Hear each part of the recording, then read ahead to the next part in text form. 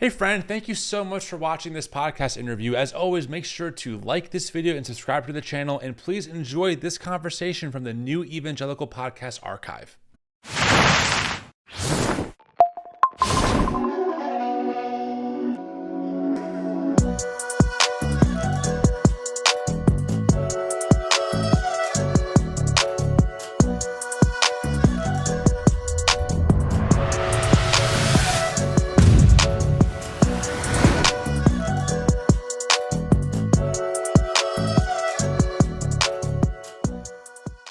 Hey, what's up, friends? Welcome back to the channel. Before you watch this conversation with Patrick Miller, just a quick caveat. I've known Patrick through the grapevine for a few years now. He's been on the show before. We do not see eye to eye on a lot of things, but we enjoy good faith and good spirited debate. And there's a lot of that in this episode. I do think it's important to have conversations with people who see the world differently and to push back appropriately. And so we did. So if it sounds like we're getting into it or we're heated, we probably were, but also we understand that we're not here to dehumanize the other and that we want to better understand the positions that the other person holds. So I hope you enjoyed this conversation. We'll love your thoughts. If you want to see more conversations like this or less of them, I do read the comments and it does shape what the show looks like in the future. So leave me a comment. Make sure you subscribe. Talk to y'all later on. I will say I have post Taco Bell regret. And I knew being on the live watching Trump's speech. It was me and April, my co-host of the Tim and April show. We're both like losing our minds. You know, he's lying through his teeth, and it's getting later and later. We're getting more and more delusional. And then someone in the chat is like, "Oh, I'm gonna buy Taco Bell," and I was like, "Oh no." Now I really want Taco Bell. I love Taco Bell anyway. I've stopped eating it mostly because, you know, the older you get, the more these things matter. Uh-huh. And as the night went on, I'm like, I have to reward myself. I've earned this. And I'm saying this on live, and people are like, do it, order Taco Bell. And so I was like, I don't know, guys. Then all of a sudden you see super chat, 19.99 for Taco Bell, 19.99 for Taco Bell. I'm like, oh my gosh, now I'm being pressured into doing it. So I pulled up the app. I ordered it for delivery, which I never do. I hate paying delivery charges. I will drive myself to get it. But I delivered it and I brought it back on camera. The live is still up. You can go watch it on YouTube. And I ate Taco Bell while we watched Bernie Sanders respond to Trump's first address to Congress. And then I went to bed around midnight, which is not Taco like me at all. Taco Trump right here. Yeah, you gotta be careful. You gotta be careful. You know, people are gonna tell you to eat Taco Bell. And the thing is, I love Taco Bell too. I love it. I can't eat it. But when it's suggested to me, it's almost impossible to resist. I remember a few years ago, my wife and I were on a date at the nicest sushi restaurant in town. We're foodies. We like really nice food. And Same. we're going out with a couple that's also a major foodie couple. I mean, we love the best of the best. And at the end of the sushi meal, you know, you're always a little bit hungry after sushi. Someone says, "Hey, what if we all went to Taco Bell?" And the minute Taco Bell gets suggested, you just have to say yes. You know, That's it. That's and so it. we did. We spent like $50 at Taco Bell. Everybody bought their favorite thing from Taco Bell and said, "Hey, you have to try my favorite thing." We didn't eat all of it. But then the next day you wake up with so much regret. So much. It's So worse than a much. hangover. No, I agree. The problem too is at $50, that's a lot of Taco Bell. Taco Bell is very cost effective. Like there's actual studies for fast food chains. It's one of the most cost effective, best bang for your buck scenario that you can find yourself in. And Oh so yeah. that's a lot of Taco Bell. I mean, we just went all out. I mean, every person said, "Okay, I'm gonna buy my like two favorite things," and we just like got a bite of each one. And I mean, it is undeniable. Taco Bell, like if you're a foodie, you have to admit it. It is great food. Oh, dude, no doubt. It's the A best. cheesy gordita crunch. I can house those. I can live off those if I was allowed to, like easily. They're Okay, top tier. if we ever meet in person, we'll go. You buy me your favorite Taco Bell. I'll buy you my favorite Taco Bell, and we'll regret it the next day. We'll see if we ever meet in person after this interview. We're gonna find out because you have been on the podcast before. You wrote a Yeah, book called once. Truth Over Tribe, and it was a good conversation. I mean, I think it's no secret to anyone who knows me or you that we're gonna see some pretty key issues very differently. And to be honest with you, Patrick, I don't. These days on the podcast, I try and be aware of how often I put people like you or others that are even farther right on the podcast, only because I want people to know that when they hear people here that they are gonna help with things that align with like the values of the organization and me and the audience, right? But I think that we, especially given what's going on, in our current cultural moment. I mean, I obviously, and I told your booking agent this. I said, as long as Patrick is cool with me asking some direct, straight up, hard questions, I'm cool with him coming on the podcast. And I knew you would say yes to that. It wasn't a surprise. But you did write a book, Joyful Outsiders. 6 Ways to Live Like Jesus in a Disorienting Culture by Patrick Miller and Keith Simon. So this book is out September. Oh no, right? Wait, what January. year are things here? January. Sorry. Oh, I see. This is the heading. In January it came out. Okay, and it's on Zondervan. So I am always transparent with my guests on the air. I read the title and I went, no, no, no. This is disorienting culture. I have different words I would use, but you want to approach with curiosity. So give me the theme of this book. Give me why you guys decided to write it, especially right now, given what's going on. And then we're going to get into the weeds. And like I tell all my guests, you are allowed to push back on me. We can get in the weeds on this. That's totally cool. I like a good spirited debate. Go ahead. Give me the premise. Let's roll. Uh, yeah, it's funny. I mean, I don't know how much is even that debatable about that title, but so I'm really curious. Like, what was it about the title that got you? I mean, so the premise in really succinct form is that if you read the Bible, there's a through line that the followers of God are outsiders in whatever cultural environment they find themselves. I mean, even if you go back to ancient Israel, right? So I mean, the people of God have their own nation. They're worshiping idols, and the prophets who are speaking to them and calling them back to fidelity to God, they're outsiders in their culture. Elijah has a price put on his head. And so it really doesn't matter what time period he picked. We're going to be outsiders.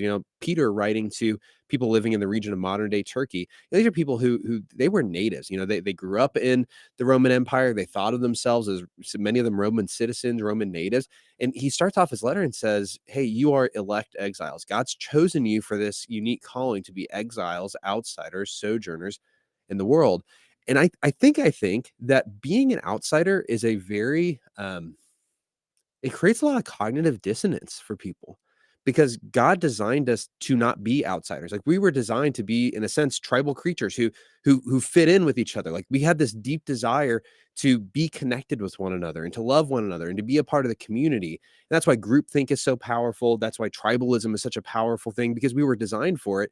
The problem is, if you're going to follow Jesus, you're going to be out of sync with a lot of the world around you. And so the question then becomes, if you're going to be an outsider, what kind of outsider do you want to be? Do you want to be a combative outsider? Do you want to be a conformist outsider? Do you want to be like this cloistered holy huddle, like I'm just going to be in my own little subculture outsider?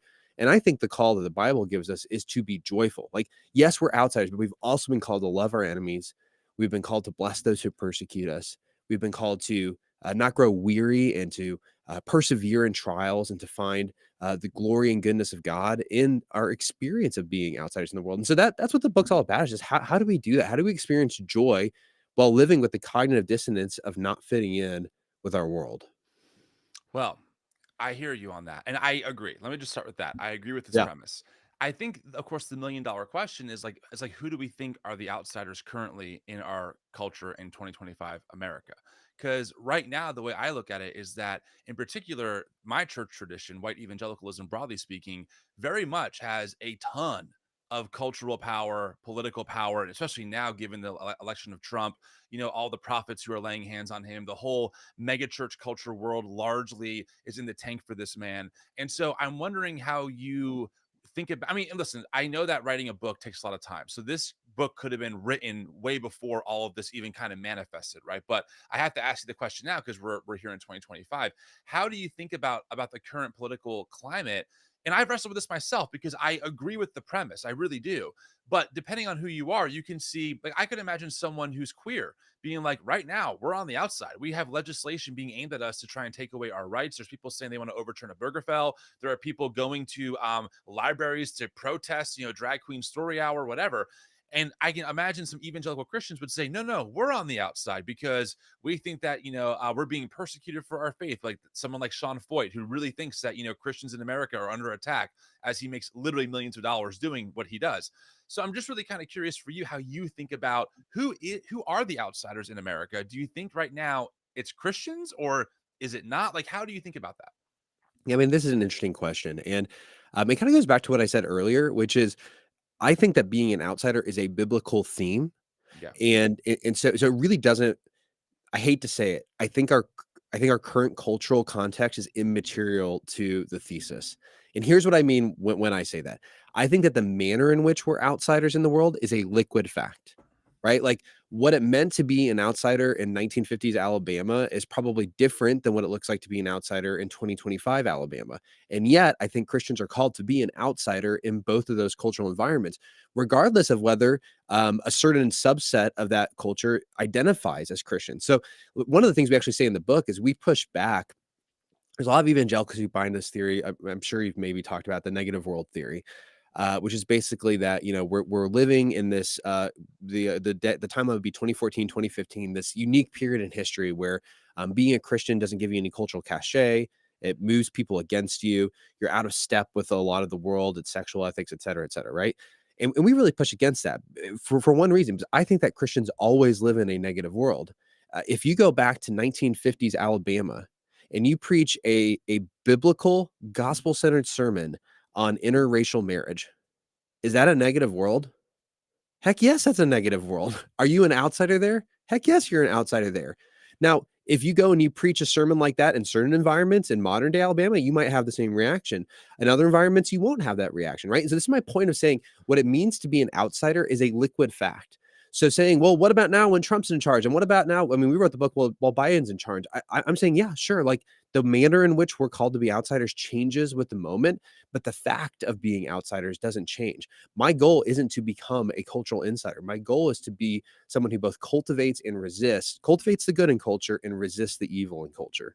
That makes sense. I hear you. What I'm asking though is like, for example, this was published through Zondervan, right? That's a very mainstream, like evangelical Christian publishing organization, has a Yeah. lot of roots there, right?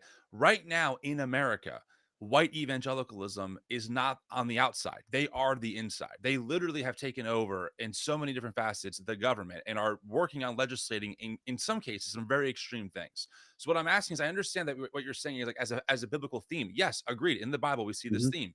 However, right now in our cultural moment, we are dealing with a lot of Christians, a certain particular group right now that's very powerful that not only thinks that they're the outsiders, but it actually is quite on the inside and they want to maintain that power. So like that's my question is like how do you when someone like that is reading this book, right? Like I don't know, let's say Sean Foyt gets a hold of this book, right? And he reads it. Is he I'm just asking the real question. Like is he He's going to not be like, reading this book. That's a well, ridiculous. but my point is that like the world that you and I both occupy in, right, has a long legacy from the moral majority and onward Yeah, of like wanting but to be here insiders. That's yeah, my question. but I agree, and I've been critical of that, right? Like, I think the evangelical impulse, and this isn't again, it's really easy to paint in broad brushstrokes. I don't really like the phrase white evangelicalism because I think it's not descriptive of it's too broad, right?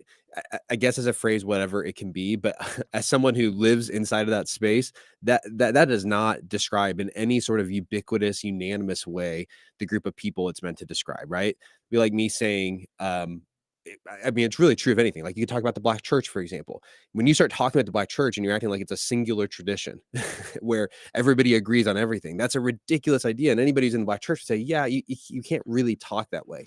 Now, here's I'm going to make a caveat. I do not personally think that modern day followers of Trump should be compared to Nazis. So I'm going to make that caveat. However, if you go back to 1930s, and we talk about this in the book, if you go back to 1930s Germany and you're watching as the rise of the Third Reich happens, and they're forming the German Evangelical Church, which is basically going to have oversight over all of the churches inside of Germany. And Hitler puts his own guy as the bishop in charge of this whole thing. And you go around Germany at that period of time, unless you're in a nonconformist church, you will find swastikas on altars. That's right. Now, these are people who self-consciously think of themselves as Christians. They Mhm. think of themselves as Orthodox Christians, and they don't see any misalignment between their Nazism and their faith. Now, I think that Dietrich Bonhoeffer, as someone who refused to conform to Nazism and was a Christian, was in fact an outsider in that culture. I mean, eventually he lost his life as a result. So to say that there's a group of people that have, in my view, conflated and syncretized political power with Christian ambition, I don't look at that and say that's a very Christian thing at all. I don't look at the history of the religious right and say this is our aspiration. Our aspiration is to be Pat Robertson and try to take power in government. I think that our call as Christians, again, is both to cultivate and resist the world around us. And so I guess my point here is like the people who love Trump that you're talking about in so-called white evangelicalism, those people don't like me. So that's why I'm kind of like in here laughing because I'm like, okay, whatever. Like the people who are in that kind of white nationalist crowd, those people hate this book. Those people think this book is trash because it's not triumphalist. It's not out there declaring their cause. We're not out there saying, go worship MAGA, go worship Donald. Like we're not doing that. I mean, on our podcast last summer, we point out that if we look at a biblical definition of antichrist, there's things Trump does that fits right into a biblical definition of antichrist. So like that's why I'm saying like you can talk about white evangelicalism, but if what you mean is what you're describing, then you ain't describing me. And I don't think you're describing, what's in the book. So I don't know if that answers your question, but I'm just trying to wrestle with it. So it's possible to have Christians who see themselves as Christians in power and also have people who maybe you could paint with the same brushstrokes who say, yeah, that's not what we're doing. And I want to be outside of that. Does that make sense? Oh, totally. I mean, I like these kinds of conversations. They really, get the brain juices flowing, especially after a Taco Bell hangover. So, I mean, a couple of things, if you don't mind, I'm going to respond to a few of those. And Yeah, I again, talked for a long time, so push back all you there's a want. lot you know to. Yeah, just to the white evangelical claim. I mean, first off, I agree that the term is. I mean, this is scholarship. This is Christian Dumais. This is many others. It's a term notoriously hard to define, but there are some through lines. Like for example, in the Black church, regardless of if someone is complementarian or egalitarian or charismatic or liberation, there's still a through line of like that in the Black church predominantly people in that space are going to fight for racial justice. It's a very consistent through line in that space, regardless of these other tertiary issues. White evangelicalism, for sure, not a monolith, right? You have Kenneth Copeland, you got James White, you got Doug Wilson, and you got Sean Foyt, all like in the same people group, right? I mean that they're very different theologically. Like many of them think that the other one's a heretic. But like there is research demonstrating that the reason why this term is used is because there's a through line politically. There's a through line politically of this people group that overwhelmingly since the 80s has voted for one particular party. And that shows out again in the data of 2016, 2020, 2024. 80% of white evangelicals throughout that time, regardless of their theological affiliation. So think Kenneth Copeland and James White are still going to vote for Donald Trump. They're still going to associate with COVID is tyranny and all this stuff in their own way, while still kind of doing that Spider-Man meme and pointing at each other as to who's the true heretic. My point that I'm or not point, the question I'm seriously trying to seek out and ask is, given that this book is going to reach a Christian audience that reads Zondervan literature, which is mostly in this evangelical framework in some way, shape, or form. I'm curious how you think about, someone who maybe isn't like a hardcore Christian nationalist. Maybe they're just an adherent. Yeah, maybe some things, we're a chosen country. That's cool. I voted for Trump. I hold my nose. They're still going to read this book, right? And my question is like the current cultural moment that we face. My tradition, I'll put it on me. My tradition, right, very much is not the outsiders. In fact, they want to be the insiders. And so what I'm wrestling through, not with the premise of your book, I think that's a great idea. And I want to hear how you break down the 6 different ways. It's just an interesting moment because right now we're dealing with a largely Christian conglomerate of different everything from the New Apostolic Reformation all the way to your Doug Wilson, R.J. Rushdoony theonomists are all aligned on getting people into positions of government to take over and to do things like Pete Hegseth, for example. So it's just an interesting dichotomy that I'm realizing of like, I agree with your premise, by the way. We should be outsiders. We should be salt to the world. While I'm watching a Christian tradition that I grew up in say, you know what? We got to take over and become the insiders because that's the biblical mandate. Very interesting dichotomy for me. Does that make sense? Okay, but don't you want them to read my book then? For sure. Like let's just in this sense that again, I think that what you said is true. As a sociological category, you're going to find some through lines in the generalities of white evangelicalism, right? Yeah. As a pastor in that space, I can say what applies to me, what applies to my church, what applies to most of the people that I spend a lot of time with. And I'm willing to say, like, we might not be in the majority. In fact, we're not in the majority, right? Yeah. But we still get painted with the same brushstroke. And so to your point, like, is there a risk to this? Well, again, the reason why all the people you just listed from Kenneth Copeland to, Doug Wilson, they're not going to like this book Right. is because they haven't deeply imbibed an exilic theology. Hmm. Like, one of the fundamental problems you have with modern day evangelicalism is the syncretization between American greatness and the kingdom of God. Right. Yes. And Agreed. that's something that, we really, and I think the only way you're gonna have people reject that is if you help them grapple with the biblical storyline that warns against syncretizing with Babylon. Totally. And that's, and then we've got a whole It's chapter a on very this. And so, Preston Sprinkle again, approach. well, Preston's a very good friend, and so, like, we have a lot of alignment on this. Like, this is how we tend to think. And so, again, but that's is that the majority of evangelicalism? No. But the people who are in that camp that say, "Yeah, I'm syncretizing American greatness in the kingdom of God," they're either not going to read a book like this because it's deeply offensive to them, right? Right. Right. Because when they get to the chapter where I'm talking about the fact that America isn't the kingdom of God, that it's actually a form of Babylon, like, Right. that's deeply offensive to them, right? Yep. But again, I hope actually, unlike the people who are antagonistic, I love those people. So this is where where I will break up. I If you want to go vote for Donald Trump and you want American greatness, making America great, I still love you. I am still for you. I still want you to come and encounter the King of the universe, Jesus Christ, and I want him to transform your life. I think that you have some sins and some bad beliefs in your life, and I don't know where you're at with Jesus. I don't think voting for Trump says you're a Christian or you're not a Christian. I can't do that. That's up to God. But I have tons of sins in my life, tons of idols in my life. And I'm so grateful that God has been so gracious and so merciful to me in the midst of my shortcomings and my failings. And how can I look on you with judgment and say that you're just some sort of bad, evil, wicked person, when the reality is that God's mercy isn't just for me, it's for every sinner. And so my prayer is that this book, if it gets into the hands of someone like that, it would lead them to repentance. They'd say, gosh, I never thought about America that way. I never thought about myself this way. And that's why I became we have a whole thing about being combative outside. That's why I became this kind of combative culture warrior outsider.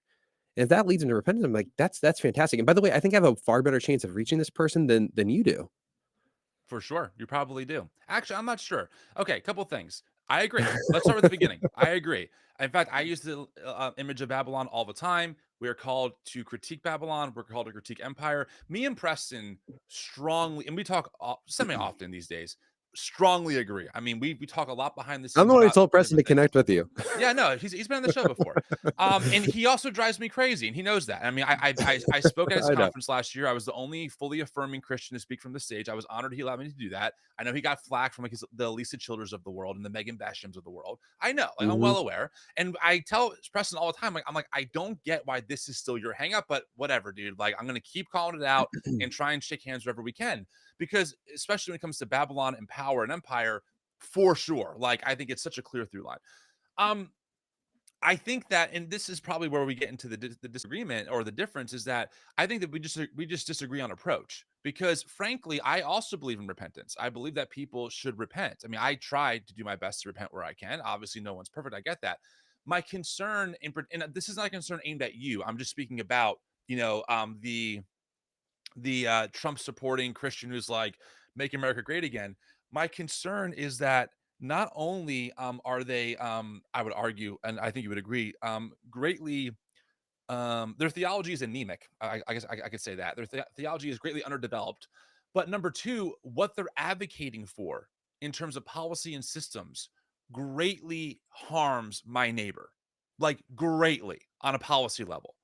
I have friends of mine who are trans folks who are writing their wills right now because they are so scared of whatever Trump is going to do because of this mantra that trans people have to be eradicated, which is what Michael Knowles said from CPAC.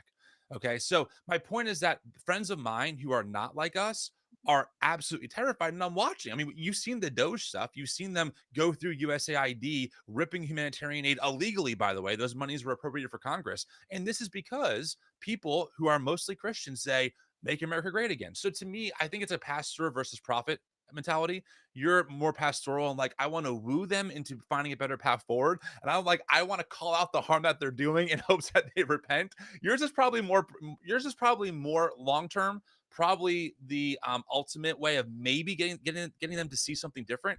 but also as someone who goes to Christian nationalist events, who goes to Turning Point USA, who talks to these folks, a lot in good faith, I just noticed that like they're not looking to self-reflect, they are looking to take over. They are looking absolutely to conquer. Doug Wilson has said on our podcast before, he wants to see Jesus Christ as Lord in our Constitution. He wants gay people no longer allowed to even walk the streets, but you can regulate slavery in a Christian nation. To me, that's not a matter of repentance or, hey, my sin versus your sin. That's a matter of absolutely not. I'm going to stop you every step of the way before you can get that enacted for the sake of my neighbor. So that's kind of how I see it on the other side. Does that make sense? Yeah. No, I mean, one of the things that we argue inside the book is that we actually need a diversity of responses to our culture. Yeah. That's what I mean, the subtitle, Six Ways to Follow Jesus in Disorienting Culture, is that we actually lay out 6 ways. And one of the ways we lay out is the protester. Yeah. We need people who change Babylon by challenging injustice, Yes. right? Martin Luther King famously said when he was challenged, hey, racism is a problem in the heart. So why don't you aim at people's hearts? He said, well, laws may not change people's hearts, but they can stop people from lynching me. And, Exactly. and that and that is precisely why we need protesters to challenge. But we don't just need protesters. We Sure. also need trainers, people who are discipling people and helping them to grow in virtue and to see theological truth. We need ambassadors who are drawing people to know who Jesus is, to evangelize people. We need artists who change Babylon and challenge Babylon by creating beauty. We need builders who change Babylon by building institutions. We need advisors who change Babylon by influencing the influential. There's a lot of different ways that we as a body have to engage the world around us. And my fear is that often we end up picking one and saying, if you don't do my one, then you're a part of the problem. And I would far rather live in a world where it says, hey, I can appreciate the way you do things and see the good in it. And that might not be the way that I would do it, but together we collectively can sing the song that Jesus wants to sing. Now, I don't want to sidestep, your critique of, hey, like some of the stuff is harming people or hurting people or causing fear, paranoia, all of those things, right?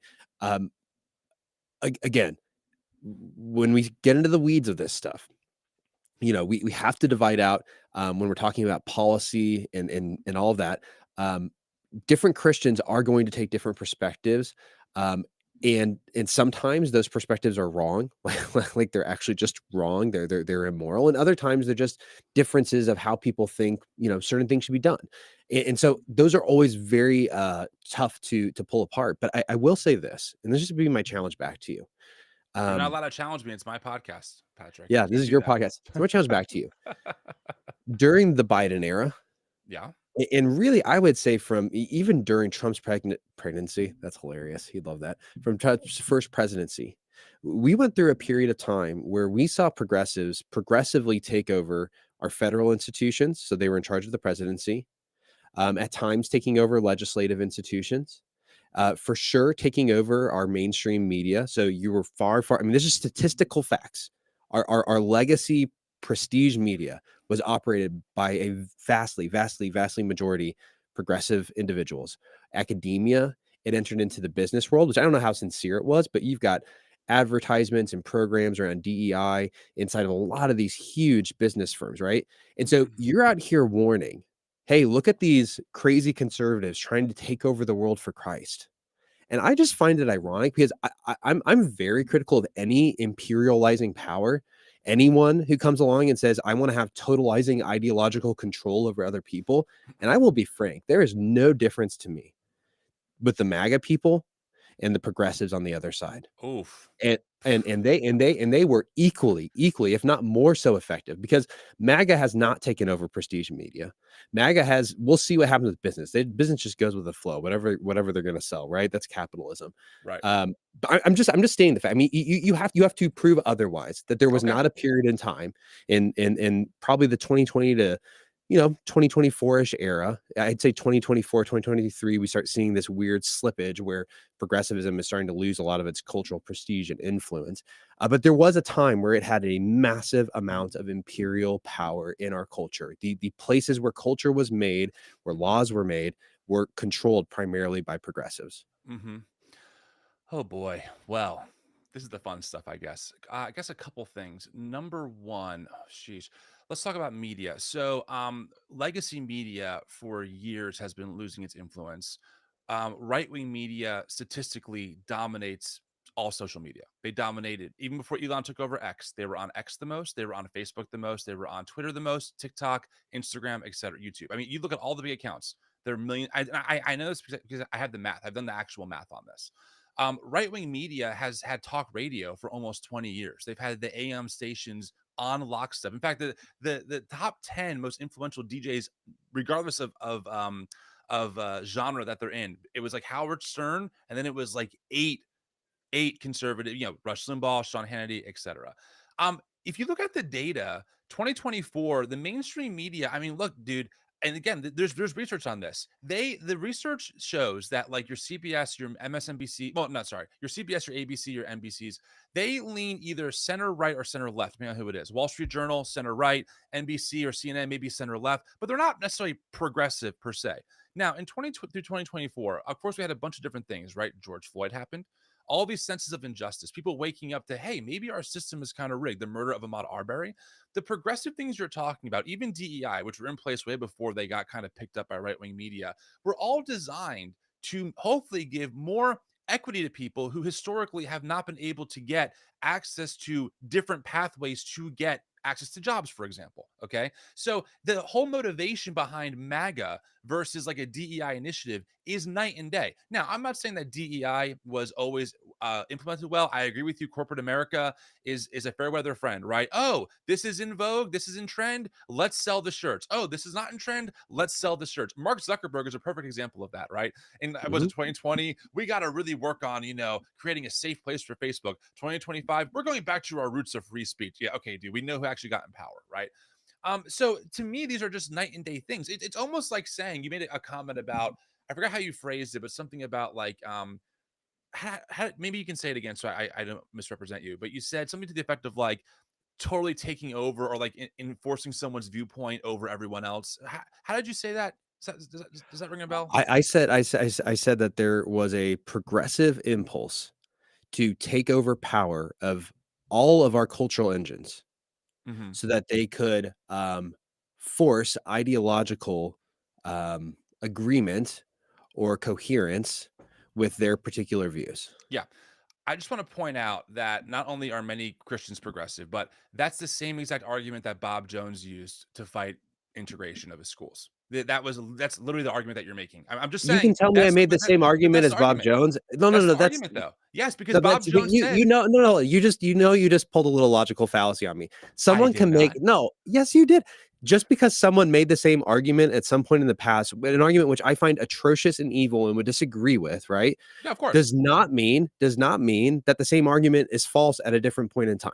It's the same, but it's the same motivation, though. The whole point of And Black Lives remember, hold Matter, on, and the whole remember, I'm not Bob Jones. I'm not arguing in I'm favor of, therefore, I'm not. Christians, we need to take over our institutions. No, I've I'm said not. we need to be outsiders. I agree. I'm not putting it on you. What I'm trying the point I'm trying to demonstrate is that this idea of what you said of this progressive takeover, which again, what are the outcomes of a progressive takeover? Like, what are they advocating? What's the Well, it stereotypical hasn't gone well. progressive? But Just what for the is it? record. What are they advocating for? Equity and inclusion. Maybe the fact that systemic racism So you agree exists. with it, so it's good. That's fine. No. But that matters though. That absolutely matters. That's why we Remember, got my rid of critique was not of race-based. the substance. My critique was not of the substance. It was of the impulse. But the impulse My isn't critique inherently was wrong of the no, my critique was of the imperial impulse, the impulse of any ideological group, Christians or otherwise, to force other individuals to agree with their perspectives, their orientation towards the world. I do believe firmly in pluralism. I want a maximal amount of freedom to live, for people to live their lives freely, right? And so again, my But you critique of MAGA is going to be the exact same thing. But you're If they want to come juxtaposing two along, different things, two different worldviews. MAGA is at its core continuing on the legacy of the KKK. Like legitimately, I have the receipts of Charlie Kirk, Trump's biggest fan, saying that the Great Replacement yeah, theory is well. Okay, hold on, I'm almost done. So, yeah, but what you're saying is though you started by framing that the progressive impulse in 2024 and MAGA are just two sides of the same coin. I'm saying no, they're not. They are different ideologies entirely. One is rooted, even if it's not fleshed out perfectly, in a sense of justice, inclusion, recognizing systemic racism exists, etc. One is rooted in keeping America to look and feel and act a certain way at the expense of the outgroup. They're different things entirely. yeah, They're yeah. different I'm not. motivations.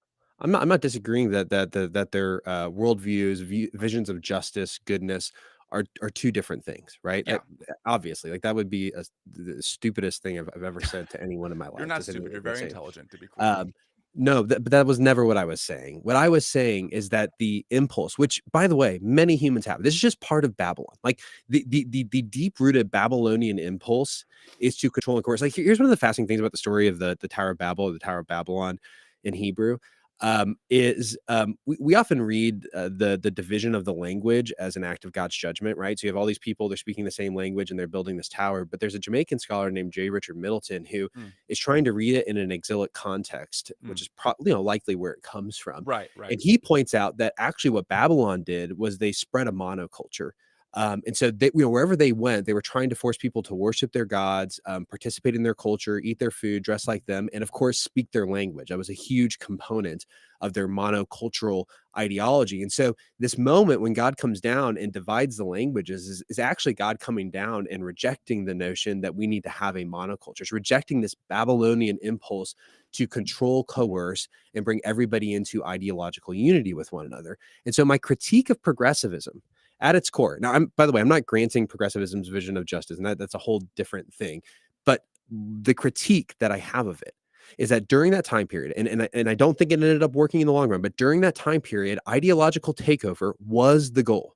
And of course, you've already made the case. Well, that's okay because it's all good stuff.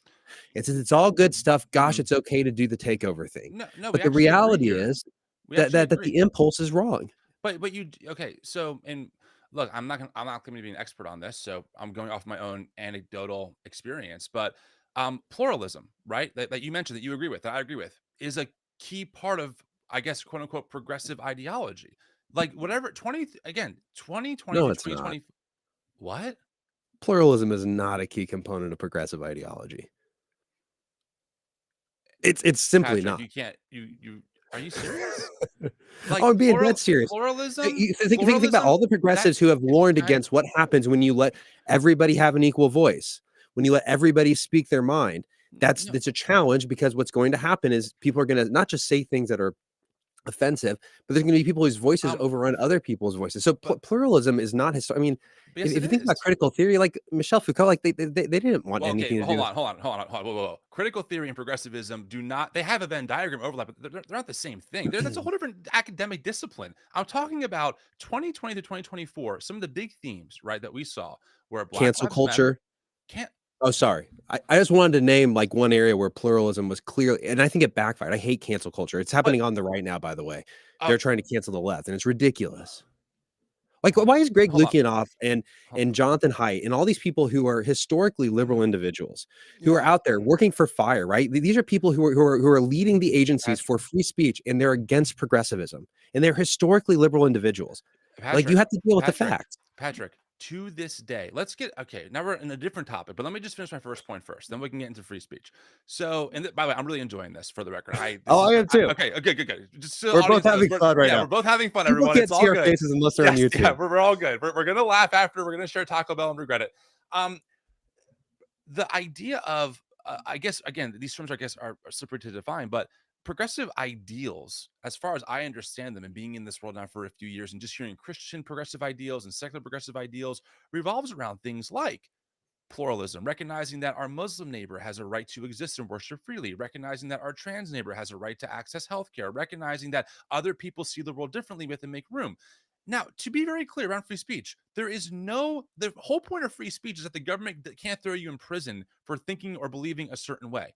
That is not happening. Now, people can critique others online. People can push back. People can say, because you are saying this, I'm not going to go to your place of business. That's part of the consequence of having free speech. That doesn't make it inherently bad. And yes, to your point, both the right and the left love to do this. Right now, I would argue, again, if we're going to get in the weeds on this, it wasn't Biden who was threatening to sue ABC and CBS. It's not the Biden administration that's kicking out the AP press for not calling it the Gulf of America. That would be Trump. It's not Biden that was suing different organizations in the name of free speech. That was Elon Musk. So I'm just saying, like, people critiquing other people and people having consequences for saying maybe racist or terrible things doesn't mean that somehow free speech is under attack. It means that free speech is working because the government isn't busting down their doors and throwing them in prison. Unlike what Stephen Wolfe, author of The Case for Christian Nationalism, says, that under Christian nationalism, atheism is crushed and the atheist is put in jail. He's all for blasphemy laws. So I have receipts I can give you of the MAGA crowd openly saying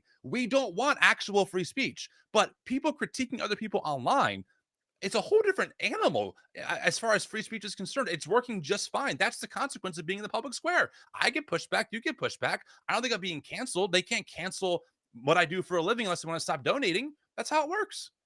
Yeah, so again, let's be really clear. Okay.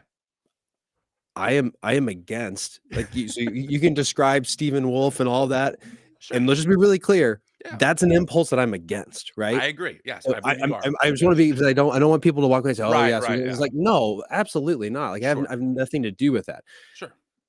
And so I'm agreeing with your receipts. You having receipts on the other side does not undo the fact that there are receipts on the progressive side. It was also not the Trump administration that was pressuring Facebook and Twitter and other social media platforms to censor and remove content that was not good for their particular political position. You mean vaccines and like propaganda?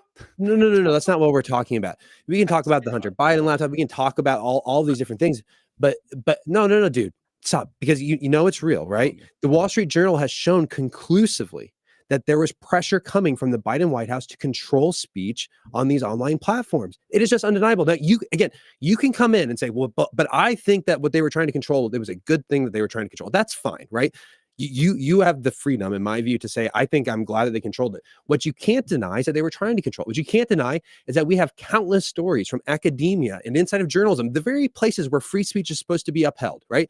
Because you cannot have an academy if people cannot contend for different ideas. You can't have journalism if you don't have people who are coming from different perspectives arguing for their perspectives. And yet we have countless cases during this period of academics, of journalists being canceled, losing their jobs as a result of not sticking with, in many of these cases, not that they became like crazy MAGA people. They just weren't going along with, maybe it's trans perspectives, or maybe it has something to do with DEI, and they're questioning, whether I should be called a racist for this. Like, again, I'm not saying I agree with these people. My point is that they weren't out there saying, Heil Hitler. They weren't out there saying trans people aren't real. They were just asking questions. They were just asking questions about these particular issues, and they got canceled. They lost their jobs.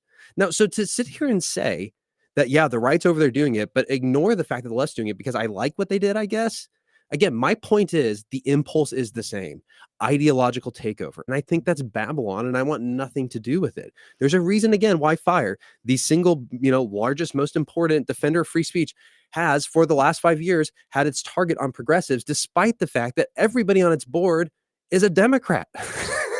Like, this is remarkable. So we can't sit here and pretend like that stuff didn't happen, Yeah, I mean, to be honest with you, I would just, and please feel free to send me some of the stories in post. I could put it in the show notes so people can read up on the stories that you're talking about, because I'm aware of one or two things with some academics losing their job over certain things, but my understanding that it wasn't over just I have a different perspective, but I don't know. I honestly don't know. I want to be open to that. So if you want to send me a few of those, I'll put them in the show notes. People can read them afterwards. I hear you. I think that's a great place to kind of move to the next section, because we can be here all day on this topic. And I think you ended on a good note. I think you made some good points that we should all be considering. Is that fair? Yeah. I think we both have. This is fun. Why, thank you. Why don't we get into, we have like a few minutes left. So what are some of the 6 ways to live like Jesus in a disorienting culture, Patrick? Well, I already kind of laid them out, I think at the core, I just want to say this with the 6 ways thing. Yeah. But my thesis is that Jesus does not sing a melody in a single voice. I would agree. I think that Jesus sings a melody that's full of harmonics. It's full of improvisation. It's full of surprise and delight, voices going different directions that you expect, creating moments of dissonance and coming back into harmony again. And I say that because, again, I think a lot of the conflict we see inside of Christian circles is a function of people just doing things differently. I mean, like, I kind of like to make the joke, like, who is right and who is wrong? Shadrach, Meshach, and Abednego, they respond to imperial power by means of nonviolent resistance, right? They get thrown into the fiery furnace. Yep. And then what about Esther? Well, she responds to, again, a violent threat to the Jewish people with violence. She basically sees the destruction of Haman. So who's right and who's wrong? The nonviolent person or the violent person? You could do the same thing with Nehemiah, right? He built a wall to keep out the people who would later be the Samaritans. But Jesus dies to tear down the wall between Jews and Samaritans. So who's right and who's wrong? Like in different times, in different places, I think that we're called to react and to respond to our culture in various ways. And that's what the 6 ways really just kind of lay out. And it's because I want to affirm them, because like someone like you who's a protester, right? There's going to be That's right. environments where you can't be accepted or heard, even though you're trying to live out God's calling on your life. And I think that's a shame. In the exact same way that someone who's not a protester might have a hard time in your environments, because people are saying you aren't being loud enough, you aren't challenging enough. And they're like, but that, I don't think that's God's calling. Now, I want to be clear. There's times where all of us are called to challenge injustice, and there's times where all of us are called to not to maybe remain quiet for a time, right? But that's the beauty of the 6 ways, is trying to say, look, let's have a diversity of ways of how we engage the world around us and learn to appreciate each other. Yeah, no, I feel that. Man, let's see. This is such an interesting conversation, right? Because and I'm sure people like me frustrate you a lot too, because people like you frustrate me a lot in a good way. Like it's never a bad way, but it's always just like, because I know that we are going to see things strongly in some really good healthy overlaps, and then we're going to see some things strongly in the opposite direction, right? So why don't we try and get aligned on a few things? Because I think it's important as Jesus people, right? I claim to follow the way of Jesus. You claim to follow the way of Jesus. The way I like to phrase it, and this is drawing from Michael Bates's book. I like to say that I want to have radical allegiance to the way of Jesus. Like that's kind of my goal in life, right? Like I pledge allegiance to Jesus. I stopped pledging allegiance to the flag like 15, 20 years ago when I read Shane Claiborne's book. So this is not like a Hey, progressive ideology for me. you and me Like, both. yeah, I'm like, it's You and just me not my both. thing. Doesn't mean I don't love my country or that I don't respect it, that I'm not grateful for me living here, although affordable healthcare would be real nice if anyone's listening. But I just knew, like, I wanted my allegiance not to be given to any country, but to Yeah. Jesus. Like that's all I care about. So, and in my mind, when he says liberate the oppressed, and what you did for the least of these, you did unto me. I just want to take those things seriously. And there are, as you know, Mm, there are different Christian traditions in America wrestling with how to do that. I think some we would say in agreement, that's some really good stuff. And I think in agreement, we'd say that's some really not healthy stuff. And then there'd probably be for some where I sure. would see it one way versus another. What do you think? I mean, let's start with First Corinthians 5, right? Paul tells us that we have to hold people in the church accountable, not really the world. That's God's job. So let's talk as insiders, as church people for a second, right? We're living in 2025. There's a lot of complication. There are a lot of things happening. We both agree on some of the more extreme stuff in the Christian tradition that we go, oh, I feel uneasy about this. I feel bad about this. I don't like it. As Christians, as the protester and the pastor kind of try to find the common ground here, how do you think we are called, regardless of where we land on certain issues in our cultural moment, how do you think we are called to live as Jesus people throughout this next 4 years? Right, we lived through the Biden administration, we had some takeaways from that. Now we're under another Trump administration. There's a lot being said. Trump has really, objectively speaking, just come out with a bang, right? A lot of executive orders, Doge, a lot of chaos, a lot of confusion. I'm sure mhm, you, as well as I do, know people in some of these like world relief type of organizations that were forced to stop helping legitimate asylum seekers, good people just trying to flee legitimate harm, and that was halted, right? Things like that.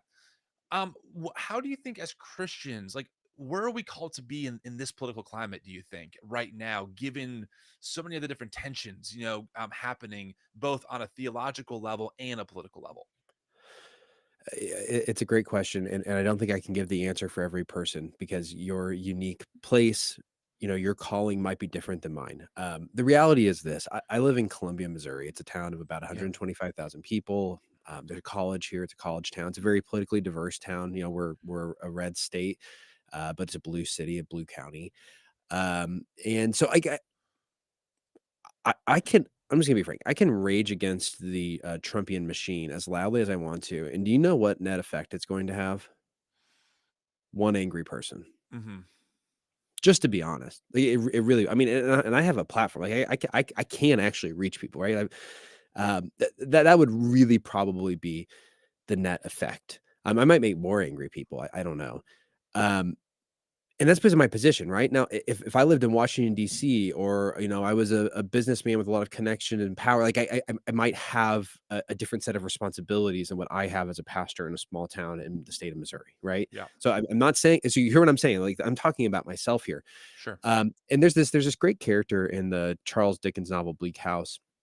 Her name's Miss Jellaby, and she has all these orphans living in her house, and she's terrible to them. She neglects them, she treats them poorly, but she's constantly sending money away to orphans living in Africa, and she's reading the letters about these orphans, and she's weeping when she reads them, and she loves these orphans, so she's constantly sending money away. And Charles Dickens is kind of making this ironic ploy or plea to us, I should say. He's saying, don't ignore the orphans who are in your house to care about the orphans that you can't really affect. That's the critique of Miss Jellaby inside the book.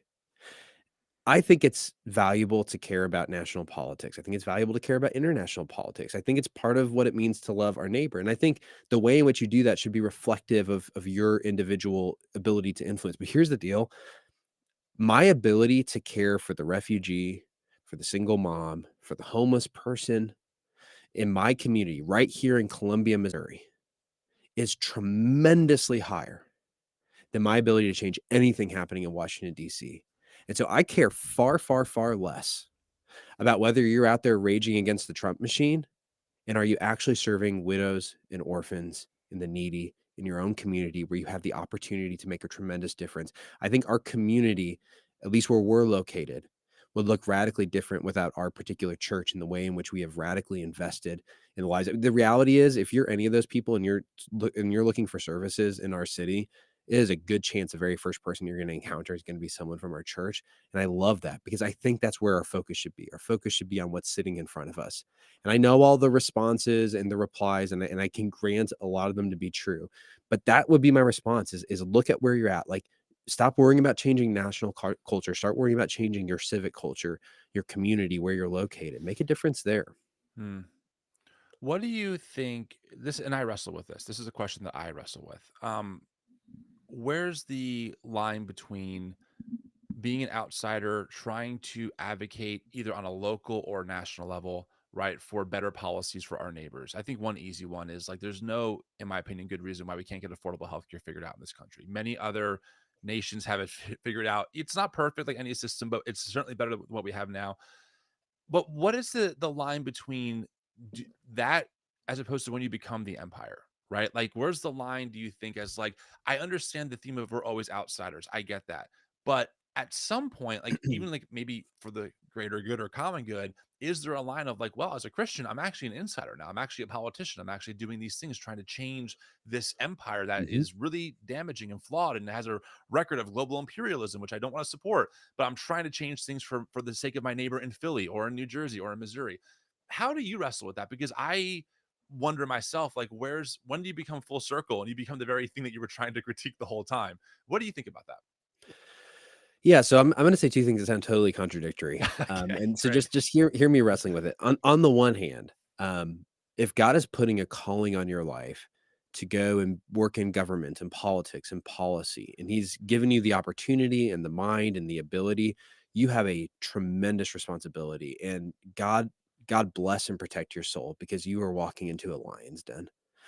Very few people can touch money, sex, or power and not be destroyed.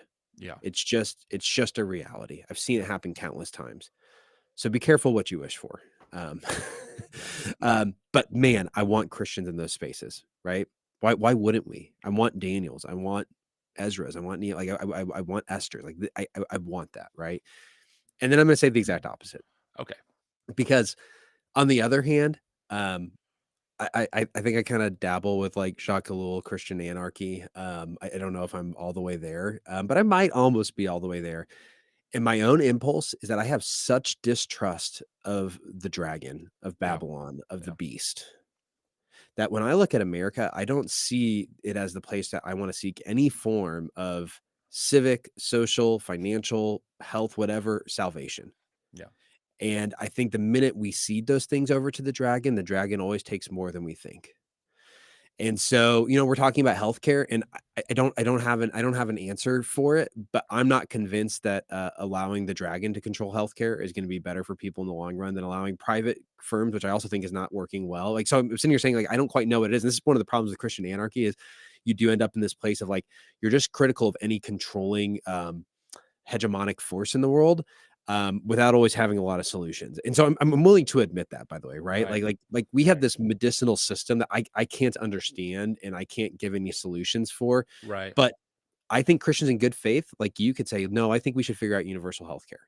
And I think the government should do it. And here's why. And I think there can also be Christians like me that say, hey, I don't trust the government. I don't trust the beast. I don't trust what it's going to do with the power and the resources and the money you give it.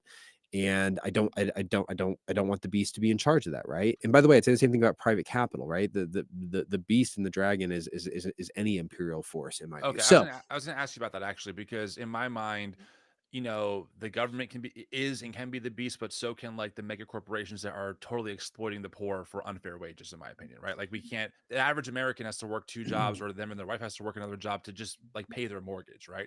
And so I was gonna ask you about that, like how you think about the beast and empire, because in my mind, it's not small business, right? It's not someone trying to start a small business. Like my parents I grew up in construction.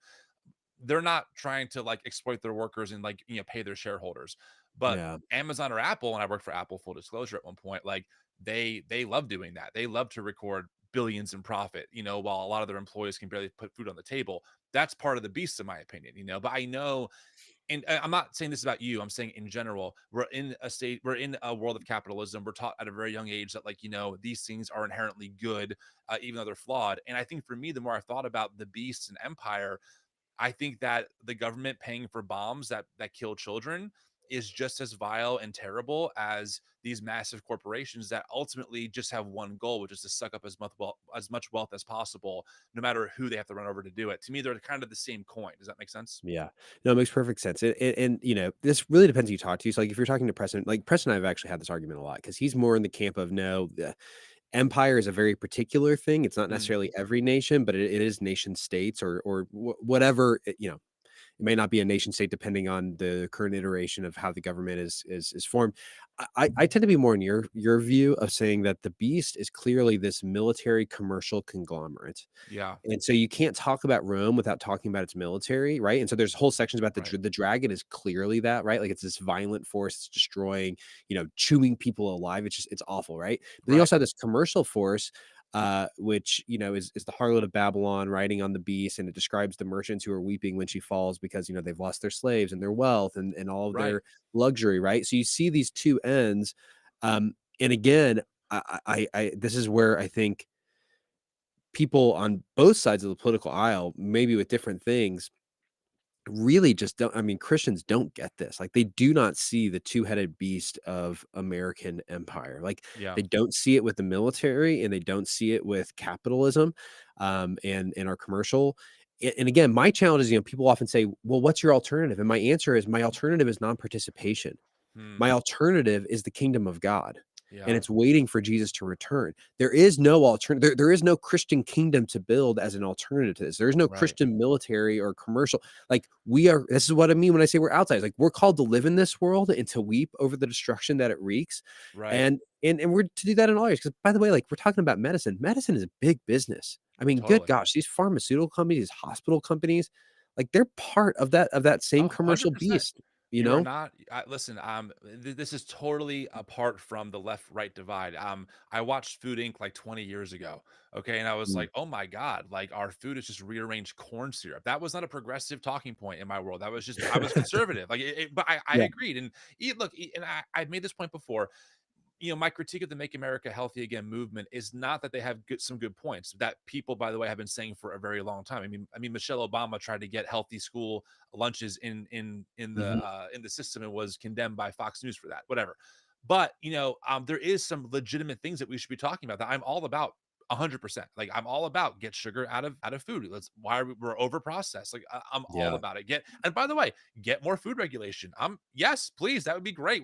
People are dying. Kids are getting diabetes really early. They're not getting access to Mhm. healthy lunches. We should fix that. I maybe we can kind of start landing the plane on some strong agreement, right? Because the more I've been thinking about this and reading just the words of Jesus or James 5, like this, I mean, James 5 is like almost like the Communist Manifesto in a lot of ways of just like, how dare you? The day of judgment is coming, you rich people. But like there seems to be a theme that I'm waking up to more and more. And I want to make sure I'm clear. It's not about the idea of business or someone being in business or even turning a profit. It is these mega corporations, like I mean, they're bigger than we can ever imagine, right? Google, Meta, Apple, all of them.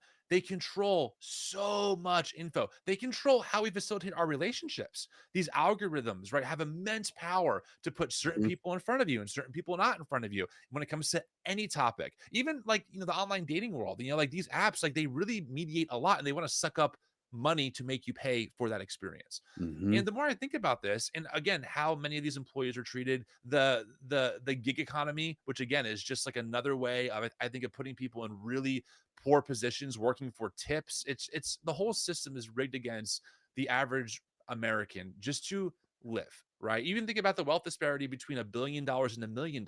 It's Mhm. astronomical.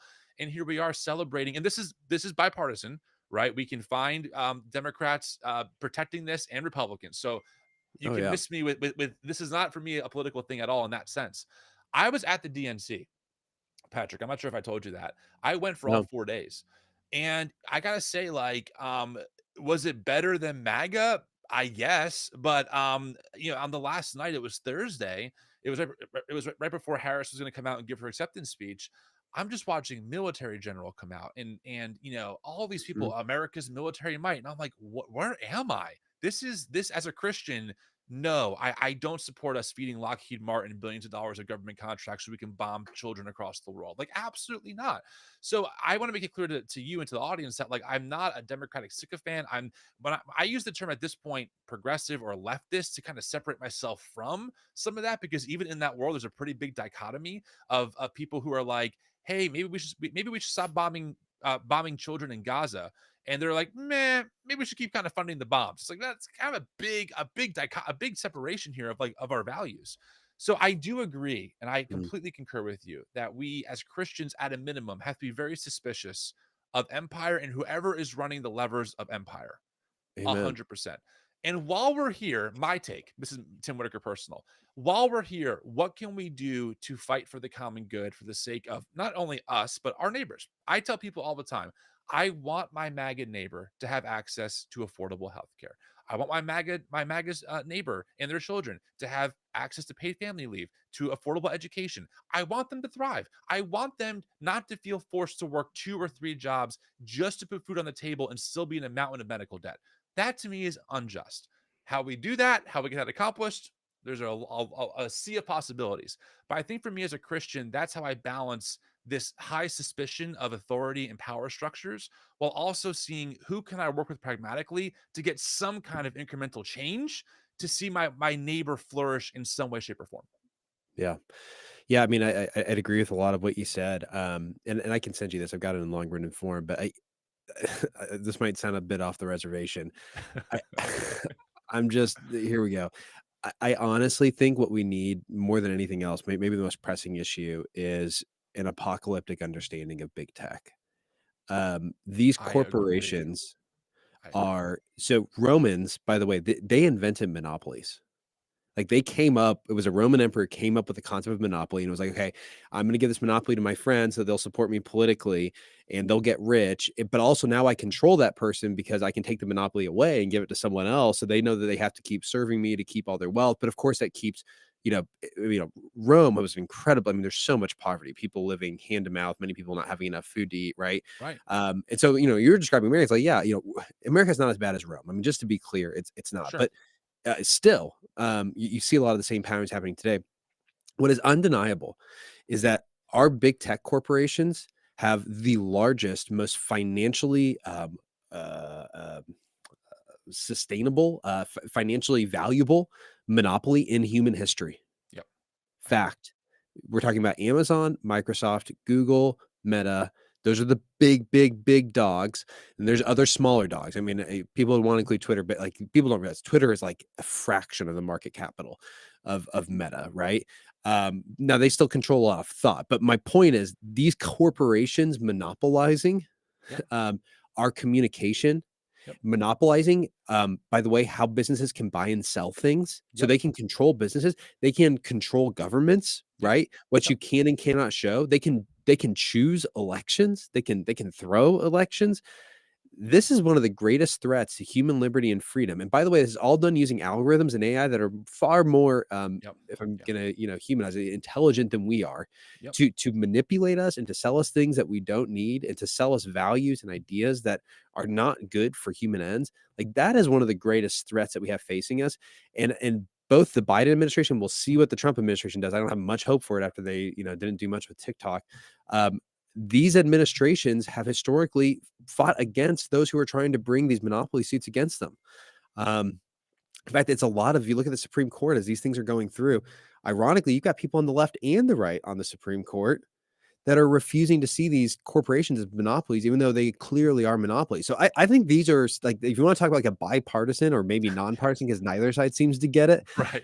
that's one I can get behind. Be like, look, neither side, because there's too many billionaires involved. I Yes. Yes. 100%. No, I mean, no notes. I agree 100%. My friend Trip Fuller wrote a really powerful take on this. I'll send it over to you through his Substack. It's really good. I think it's just so brilliant about the problem of big tech and how the whole landscape of how we interact as humans has shifted so quickly and so subversively. Like we haven't even Mhm. realized it, right? It's just kind of normalized now, and how it's a major factor. It's a major factor for kids. It's a major factor for adults. It's a joke just to doom scroll all night, right? You blink and oh my god, it's been an hour. That's intentional. Mm. Your brain cannot compete against these algorithms that are designed to keep you hooked for their ad revenue and while collecting a lot of information about you, what you like, what you don't like, and what gets you. So it's a huge problem. I think we can end on that note then. Some bipartisan support. I agree. Patrick, this was fun, man. It's always It fun was talking super to fun. you. Thanks I for having love me it. on. I love a good challenge. I really do. I love these debates. Like I find them life-giving and they get my brain going. So I appreciate it. Friends, the book is Joyful Outsiders: 6 Ways to Live Like Jesus in a Disorienting Culture by Patrick Miller and Keith Simon. The book is out now. You can get it wherever books are sold. If folks want to follow more of your stuff, where can they find you? Go visit joyfuloutsiders.com. That's got the book right there. We also have a podcast called Truth Over Tribe, so people can check that out if they want to. Cool. Sounds good, dude. Good talking to you. Good talking to you too. Talk to you later, Tim.